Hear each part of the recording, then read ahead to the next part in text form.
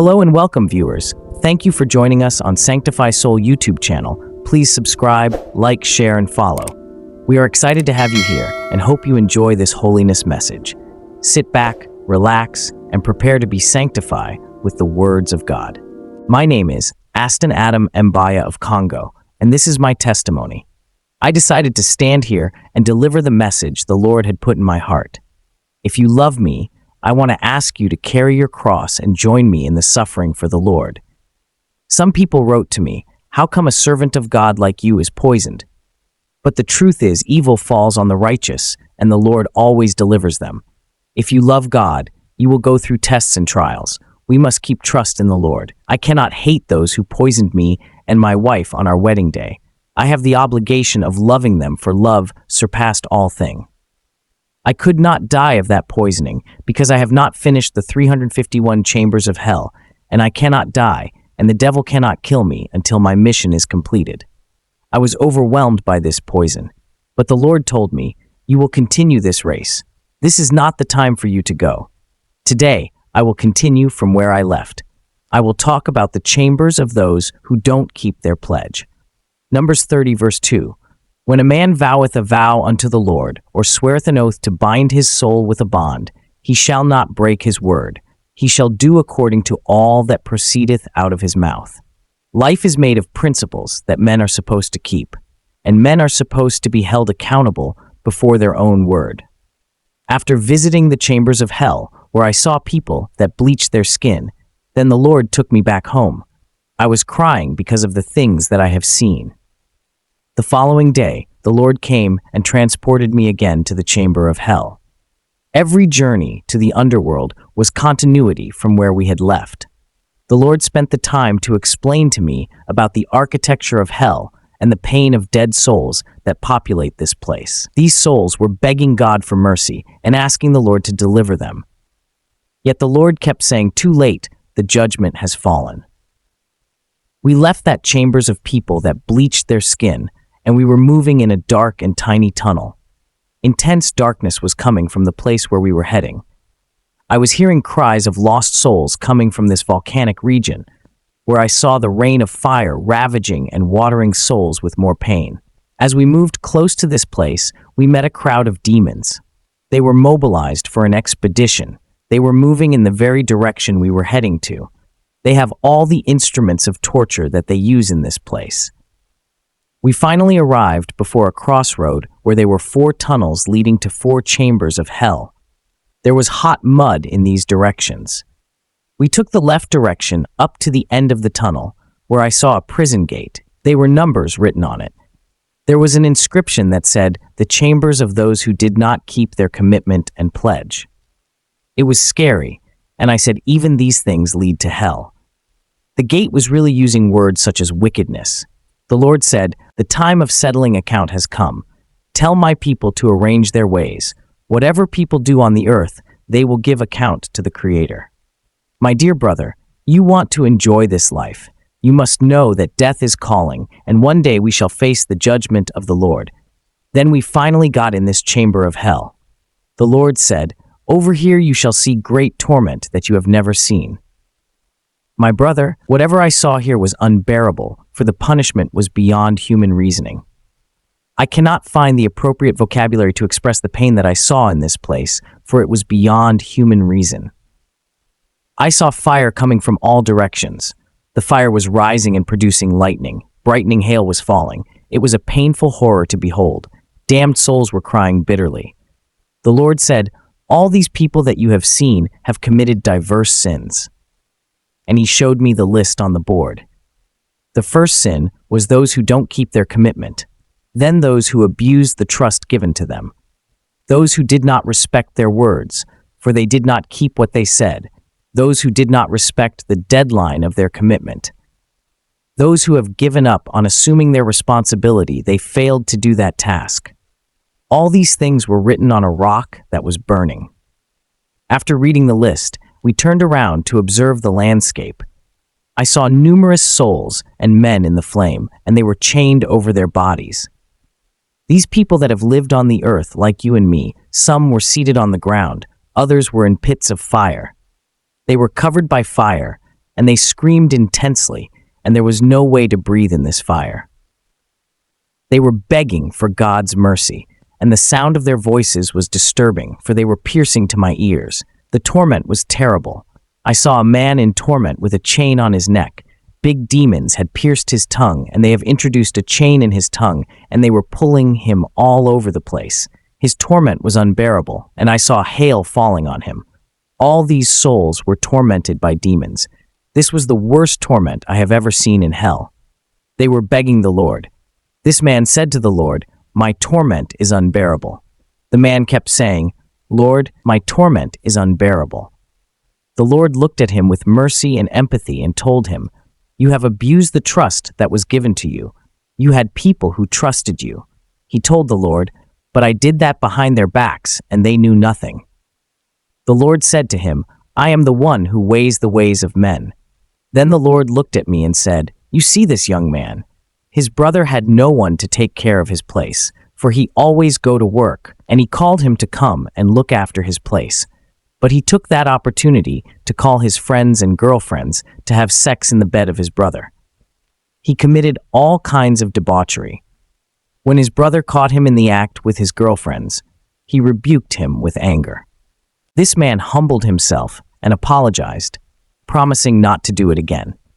His brother told him, "I forgive you, but don't profit from my absence to make my house a place where you will commit evil, and don't bring your girlfriends here anymore." This man made a commitment not to do it again. He gave his word to his brother, but he failed to keep his word, for he kept bringing his girlfriends despite his words to his big brother. He broke his pledge, and when he died, he fell in this place. He is in torment with millions of souls that broke their pledges. Brother, we must be very careful, for on the day of judgment, people will give account for all empty words that they have spoken. Through your word, you will be justified and condemned. After this man, there was another soul that was crying. He had a chain on his leg. There was money that was condemning him and claiming justice, for in hell everything talks and condemns people. I asked the Lord, "How did these souls end up here?" The Lord said, "When this man was on the land, he was making promises all the time to people, but he was failing to fulfill his promises. He promised money to a lot of people. When you are unable to keep your promises, don't say vain words that will serve as evidence of your condemnation. This man was promising money, and he was failing to fulfill the promise. The Lord showed me a man called Micah from the African country of Guinea. I said, "Lord, what has he done?" The Lord said, "This man was a member of a church where the pastor was making a call for donation for the church to be built. Many people stepped forward to get an envelope. He also went forward and took an envelope. He has accepted the commitment that was supposed to be met in a period of 3 months. However, he faced difficulty in his business. He was unable to meet his pledge, and he was unable to meet the deadline." My brother, if you are in this situation, where you have been in many churches, where you took envelopes and made pledges, you made useless commitments in different churches, knowing that you have no capacity to fulfill them, you got to confess. This man failed to meet the pastor and tell him that he had trouble in his business so that he can pay after the deadline. He never did that. He said to himself in his heart, "The deadline has already passed. We can forget about it." One day he was struck by sickness and died. The demon of reclamation came, and they captured his soul to hell. I saw how he was begging Jesus to save him. His soul was covered with fire, and he was skeletal. He was covered with worms. The Lord said to me, "Tell my people to be careful. They must not take sacred commitment lightly." Deuteronomy 23:21-23. When you shall vow a vow to the Lord your God, you shall not slack to pay it, for the Lord your God will surely require it of you, and it would be sin in you. 22. But if you shall forbear to vow, it shall be no sin in you. 23. That which is gone out of your lips you shall keep and perform, even a freewill offering, according as you have vowed to the Lord your God, which you have promised with your mouth. My brother, as far as the eyes could see, I saw a soul that was in torment. He kept saying, "I forgot to do. I forgot that." He cried bitterly, for he was tormented by a group of demons. I heard the chief of demons saying to him, We are doing this to you to remind you of your pledge so that you will not forget next time when you make a pledge when you return to earth." They said this to mock him. The torment was so scary that I held the Lord's hand strongly. I said, "Lord, what has he done?" The Lord said, "He promised to buy a guitar for his church." He said to the pastor, "I will buy the church a guitar if your God hears my prayer, for my sister is in Europe, and she has promised to get me to travel to Europe. When the Lord takes me there in Europe, I will buy the church a guitar." When this man got to Europe, he failed to buy the church the guitar. I saw that the guitar was attached to his soul. The Lord said, "Tell my people to deal with their pledge. Tell them to always fulfill their sacred commitment." The pain inflicted on these souls by demons was unbearable. The Lord showed me a woman in torment. The Lord said she took a commitment to pay tithes, and she was sending her tithes to the pastor every month. She was faithful in her commitment. Then she began to encounter financial trouble. She called the pastor for prayer, but the latter did not come, for he was busy. Since the pastor could not come to her place, nevertheless, he was praying for her. And despite the fact that the pastor did not come, this sister prayed by herself. The sister did not know that the pastor was praying for her at home. But the lady said to herself, "I am sending him tithes every month, but when I need his support in prayer, he won't help me with prayer. From now on, I will not send him tithes anymore." She decided not to give tithe anymore, yet the pastor was praying for her. When she died, she fell here. I saw demons tormenting her. The cries of lost souls in torment was unbearable. I heard a man who was crying. The Lord said to him, "Look at the place you have fallen. You are making so many promises to people, giving them hope, but you have failed to keep your promise. I rebuked you through your conscience, telling you to avoid dishonesty. If only you could hear my voice." The man said, "Lord, I understand, and I repent." The Lord said, "It's too late. Every man will bear the weight of his sin. The body that contains sin will suffer and will be burned by the fire of hell." Then I saw another man in the torment.